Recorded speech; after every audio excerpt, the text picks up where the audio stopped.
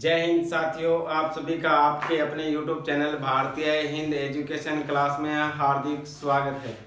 आज हम बात करने जा रहे हैं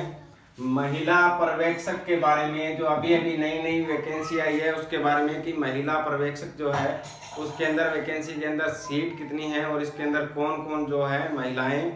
पात्र मानी गई हैं, कौन कौन इसके फार्म लगा सकती हैं, उसके बारे में बात करेंगे। और साथ ही बात करेंगे हम महिला सुपरवाइजर के बारे में कि महिला सुपरवाइजर की जो वैकेंसी है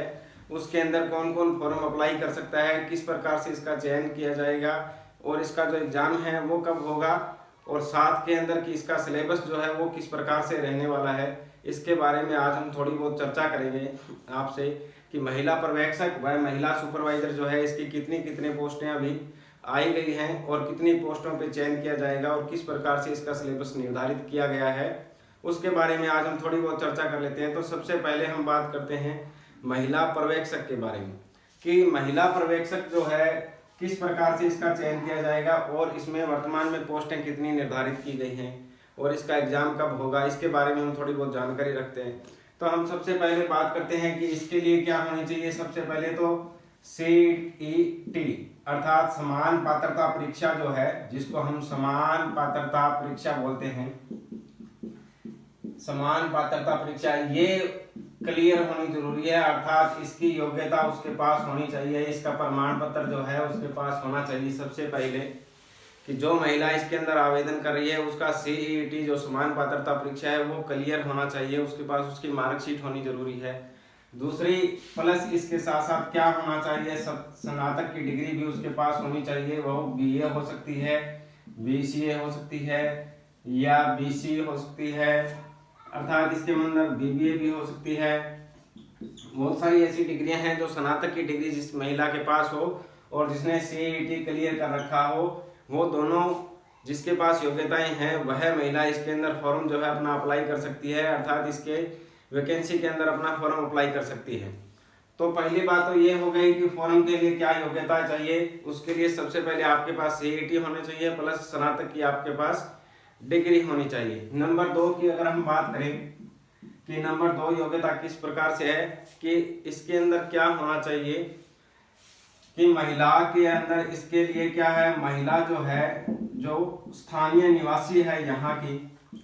उसके लिए सीटें जो है आरक्षित की गई हैं, सीटें आरक्षित की गई हैं, अर्थात सारी सीटें जो है महिलाओं के लिए निर्धारित की गई हैं। लेकिन इसके अलावा ये है कि कोई अगर दूसरे राज्य की जो महिला है, अगर दूसरे राज्य की महिला है तो उससे पहले उसको क्या है, हम जनरल के अंदर काउंट कर लेते हैं कि वो महिला किसके अंदर काउंट की गई, जनरल के अंदर उसको काउंट किया जाएगा। और इससे पहले ये है कि राजस्थान की अगर कोई स्थानीय निवासी है तो उसको प्राथमिकता दी जाएगी। प्राथमिकता के आधार पर सबसे पहले किसको प्राथमिकता दी जाएगी, जो राजस्थान की स्थानीय निवासी है उस महिला को प्राथमिकता दी जाएगी। अब हम बात करते हैं कि इसके अंदर कुल सीटें जो है कितनी रखी गई हैं और इसका एग्जाम जो है कब रखा गया है। तो महिला पर्यवेक्षक की टोटल सीटें जो है वो 209 निर्धारित की गई हैं। विज्ञप्ति के अनुसार 209 सीटों पर इसका विज्ञापन जारी किया गया है और इसका जो फॉर्म जो है वो 13 जुलाई से भरा जाएगा, 13 जुलाई से भरा जाना, अर्थात 13 जुलाई से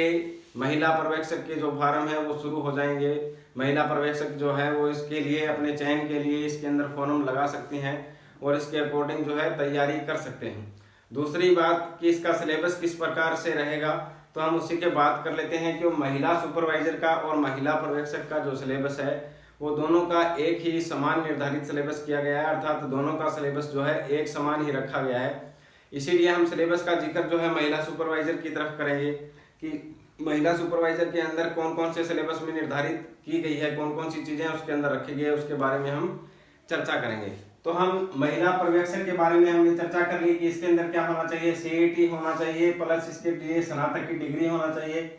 दूसरी, इसके अंदर टोटल सीटें 209 निर्धारित की गई हैं, जिसमें फॉर्म जो अप्लाई किए जा सकते हैं वो 13 जुलाई 2024 से इसके अंदर आवेदन जो है वो मांगे जाएंगे। अब हम बात करेंगे महिला सुपरवाइजर के बारे में कि महिला सुपरवाइजर जो है इसके अंदर टोटल सीटें कितनी हैं और इसमें क्या क्या योग्यताएं निर्धारित की गई हैं। तो सबसे पहले अगर हम योग्यता की बात करें तो इसके अंदर भी क्या होना चाहिए, सबसे पहले कि कॉमन जो टेस्ट है सीईटी की पात्रता उसके पास होनी चाहिए, अर्थात सीईटी जो है वो उसके पास क्लियर होना चाहिए, सीईटी का प्रमाण पत्र उसके पास होना चाहिए, प्लस साथ में क्या होना चाहिए, उसके पास स्नातक की डिग्री भी होना चाहिए। अर्थात जो योग्यता महिला पर्यवेक्षक की रखी गई है वही ही योग्यता महिला सुपरवाइजर की भी रखी गई है। तो अब बात आती है कि इसमें जो टोटल सीटें जो है, सीटें कितनी निर्धारित की गई हैं, तो इसके अंदर 176 सीटें निर्धारित की गई हैं कि महिला सुपरवाइजर के अंदर टोटल सीटें 176 रखी गई। लेकिन इसके अंदर थोड़ा सा नियम जो है, नियम में परिवर्तन किया गया है कि इसके अंदर 75% सीटें जो है वो महिलाओं के लिए आरक्षित रहेंगी, महिलाओं के लिए आरक्षित रहेंगी, और 25% जो सीटें हैं वो इसके अंदर पुरुष भी भाग ले सकते हैं, पुरुष भी भाग ले सकते हैं। लेकिन इसके अंदर भी एक छोटा सा पॉइंट इसके अंदर रखा गया है 25% के अंदर कि इसके अंदर महिला जो है, महिला जो सदस्य है, महिला सदस्य जो है उसको भी इसके अंदर आरक्षित सीटें दी गई हैं, उसको भी इसके अंदर क्या है, आरक्षित सीटें दी गई हैं कि अगर कोई पुरुष जो है उसका नंबर और किसी महिला सदस्य का नंबर अगर इक्वल आता है तो उसमें महिला जो सदस्य है उसको प्राथमिकता दी जाएगी, अर्थात उसका चयन उसके लिए किया जाएगा। तो हमने इसके अंदर बात की कि योग्यता इसके अंदर क्या होनी चाहिए, सीईटी पास होना चाहिए, प्लस स्नातक की डिग्री होना चाहिए, और इसके अंदर जो टोटल सीटें हैं वो 176 निर्धारित की गई हैं, और इसके अंदर थोड़ा नियम में परिवर्तन किया गया है कि 75% सीटें जो है महिलाओं के लिए आरक्षित हैं, जो बाकी 25% सीटें बचती हैं उसमें भी महिलाओं के लिए सीटें जो है उनका भी आरक्षण किया गया है। अब हम बात कर लेते हैं कि इसका जो आवेदन पत्र है वो कब से शुरू किया जाएगा, अर्थात इसमें आवेदन जो है कब से शुरू किए जाएंगे। तो इसके अंदर आवेदन जो है वो 20 जुलाई 2024 से शुरू किए जाएंगे, अर्थात 20 जुलाई 2024 से जो सीईटी प्लस स्नातक की डिग्री की योग्यता जो महिला सदस्य रखती है वो इसके अंदर अपना आवेदन कर सकती है। अब हम इसके अंदर बात करेंगे कि इसकी जो योग्यताएं हैं वो हमने निर्धारित कर ली, प्लस इसकी टोटल सीटें कितनी कितनी हैं वो हमने निर्धारित कर ली।